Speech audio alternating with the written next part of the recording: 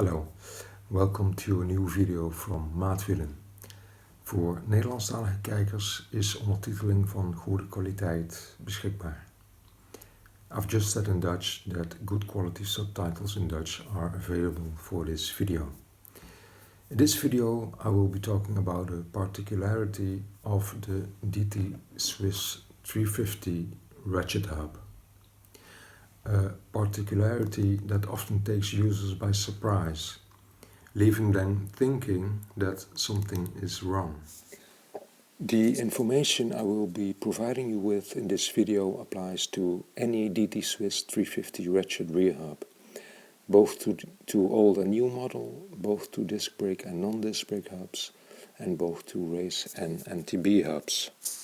The DT Swiss 350 hub is a very reliable, good quality hub with probably the best price-quality ratio of any rear hub on the market. Now it's important to know that this hub has a so-called end cap on each end of the axle. This is the right end cap, this is the left end cap.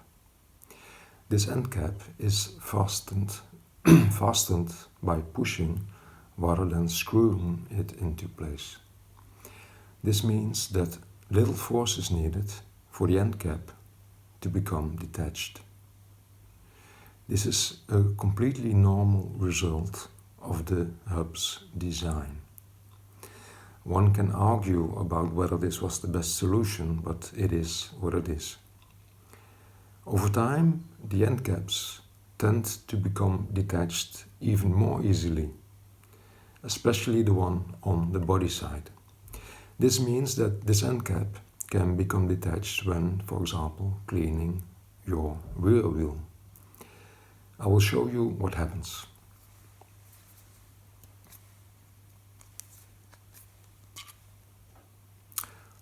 So, what should you do if this happens?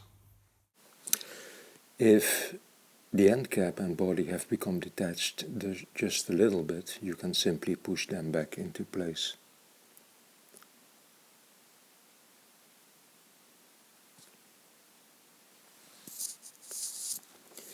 If they have become detached a little bit more, you can still try to push them back into place.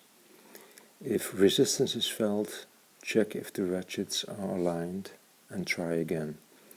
If you keep trying, you will eventually manage to push the end cap and body back into place. If the end cap and body have become completely detached, you should check whether no parts are missing before reinstalling the body and end cap. Parts that have hit the ground should be cleaned thoroughly. You should check if these 5 parts are present: 2 ratchets,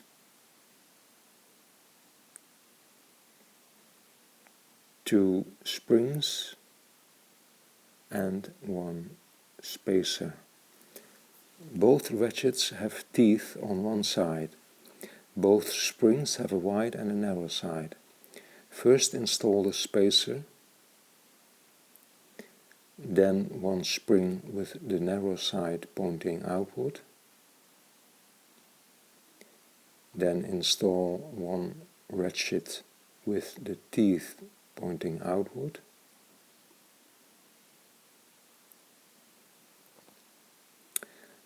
Then the other ratchet with the teeth pointing inward.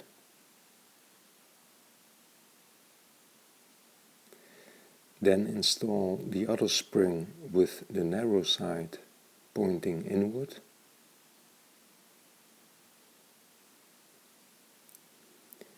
Then take the body and slide it onto the axle and push the parts towards each other, making sure that they are nicely aligned, so that the inner ratchet can slide into the hub and the other one into the body. And finally install the end cap. To grease the ratchets of the hub, you can use special grease from DT Swiss. This is red grease. But you can also use some other grease or some oil even. To conclude, I have 2 tips. Tip number 1, if you have quick release hubs, leave the quick releases in place at all times. This will prevent the body and cap from falling on the ground. Tip number 2, if you have disc brake hubs. If you have disc brake hubs, don't take the wheel out of your bike when cleaning it and use 2 or 3 tie ribs like this when the wheel will not be installed in your bike for a longer period of time, for example when traveling. This will prevent the body and cap from falling onto the ground.